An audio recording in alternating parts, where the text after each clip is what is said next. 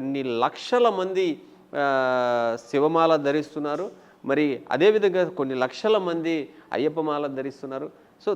తమకి ఏ దైవం అయితే ఇష్టమవుతున్నారో, భవానీ మాల ఉంది, వెంకటేశ్వర స్వామి మాల ఉంది, ఆంజనేయ స్వామి మాల ఉంది, ఇట్లా రకరకాల అన్ని దేవతలకి ప్రసన్నం చేసుకునే విధంగా ఒక దీక్ష అనేటువంటిది కొనసాగుతుంది మన హిందూ ధర్మంలో. మరి అందులో భాగంగా మేము కూడా బోలా శంకరుడైన శ్రీశైల మల్లన్నని మేము పూర్తిగా మనస్ఫూర్తిగా ఆయనకి మా మనసునంతా సమర్పిస్తూ